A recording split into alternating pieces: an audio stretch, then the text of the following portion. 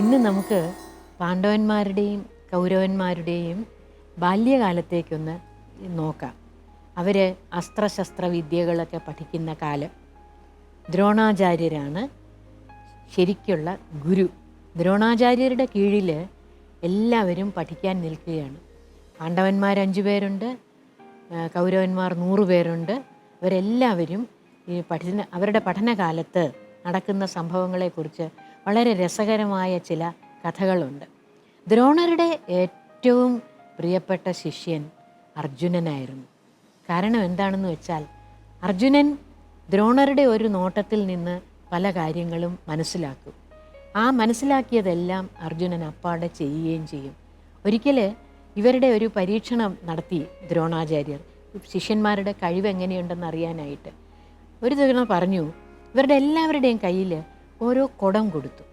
കുടം കൊടുത്തിട്ട് അശ്വത്ഥാമാവിൻ്റെ കയ്യിൽ ഒരു ചെറിയ പാത്രമാണ് കൊടുത്തത്. എന്നിട്ട് അശ്വത്ഥാമാവിൻ്റെ കയ്യിൽ ഒരു കുടവും കൊടുത്തു.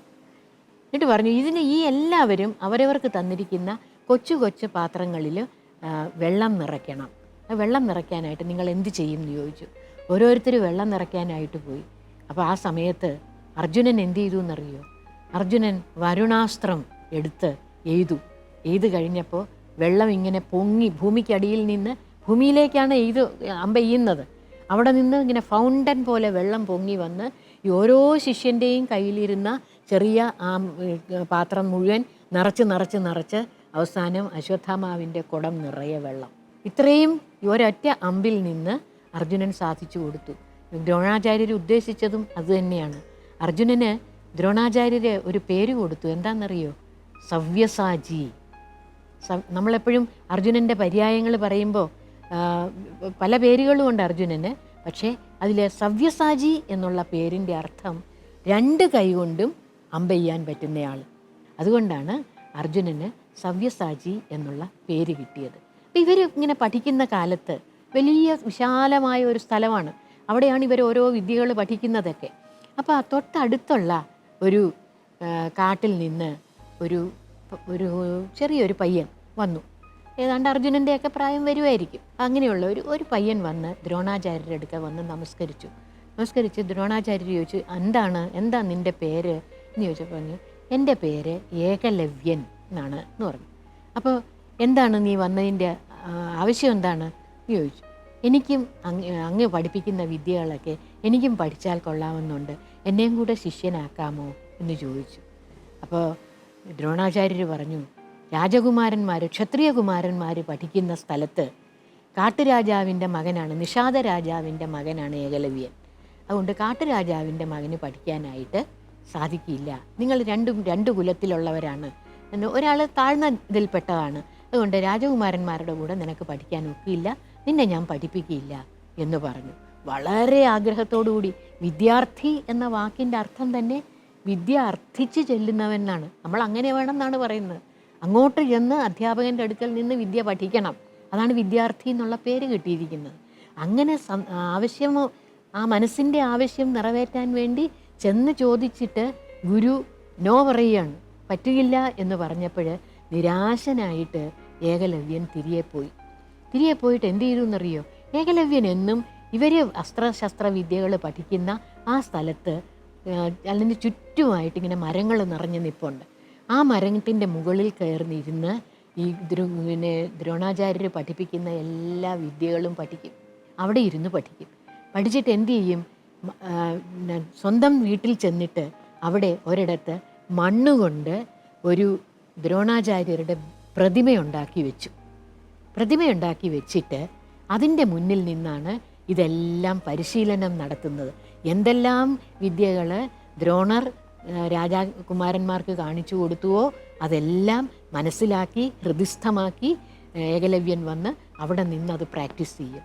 ഒരു ദിവസം ഇവരെല്ലാവരും കൂടി കാട്ടിലിങ്ങനെ സഞ്ചരിച്ച് ഒരു മൃഗയാവിനോദം എന്നുള്ള മട്ടിൽ ഇങ്ങനെ കാട്ടിൽ കൂടി ഇങ്ങനെ പോകുമ്പോൾ ഇവരുടെ കൂടെ വേട്ടപ്പട്ടികളും കൂടെ കാണും.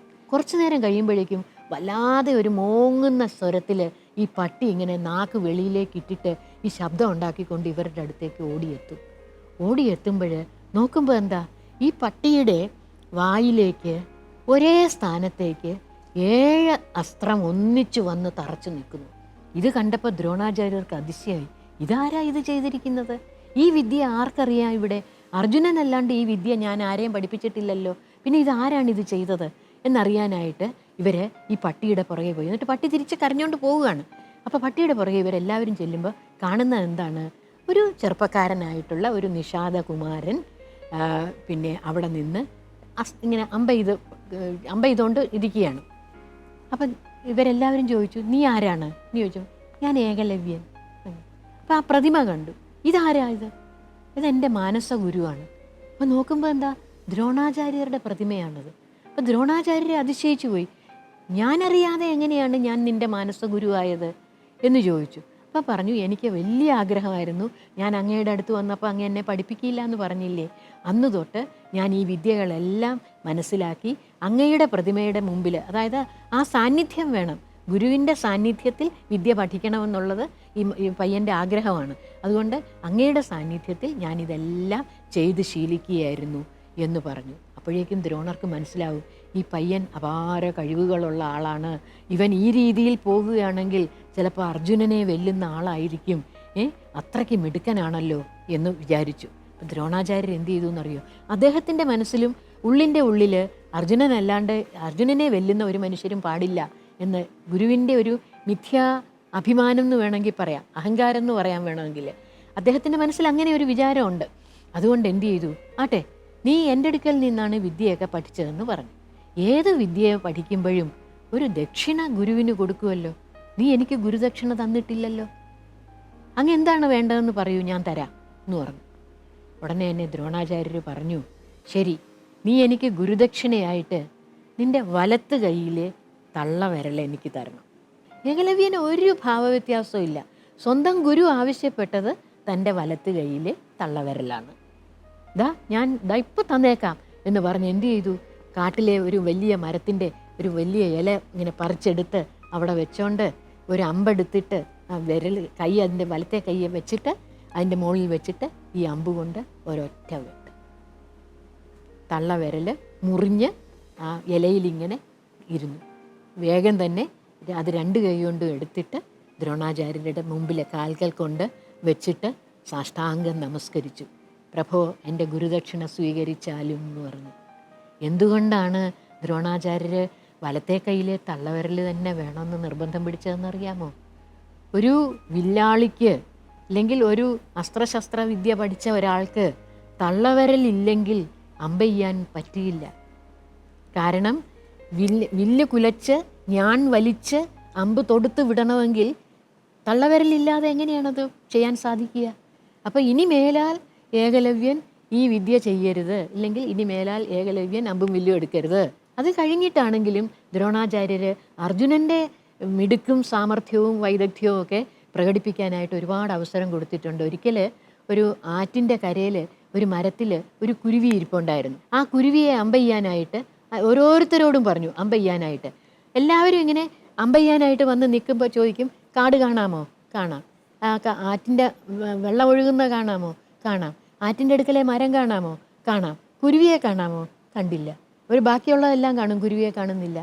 അർജുനൻ വന്നു, അമ്പെടുത്തു കഴിഞ്ഞിട്ട് അർജുനനോട് ചോദിച്ചു, കാട് കാണാമോ? ഇല്ല. നീ എന്താ കാണുന്നത്? ഞാൻ കുരുവിയുടെ തല മാത്രമേ കാണുന്നുള്ളൂ. അതാണ് ഏകാഗ്രത എന്ന് പറയുന്നത്. ഒരു വില്ലാളിക്ക് ഏറ്റവും ആവശ്യമായിട്ടുള്ളത് ലക്ഷ്യബോധം, ഏകാഗ്രത, കൈവേഗത, അല്ലേ? പ്രായോഗിക ലാഘവത്വം എന്ന് പറയും. പിന്നെ ഇതിനെല്ലാം ഉപരി വിനയം. ഇതാണ് എല്ലാവർക്കും ആവശ്യമായിട്ടുള്ളത്. ഒരു ശരിക്കുള്ള വിദ്യാർത്ഥി ഇതെല്ലാം ഉള്ള ഒരു നല്ല മനസ്സും ഉള്ള ഒരാളായിരിക്കും.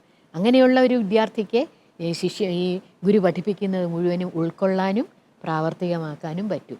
അങ്ങനെയാണ് അത്രയും ഏകാഗ്രമായിട്ട് കാര്യങ്ങൾ ചെയ്തുകൊണ്ടാണ് അർജുനൻ ദ്രോണാചാര്യരുടെ പ്രിയ ശിഷ്യനായിട്ട് മാറിയത്.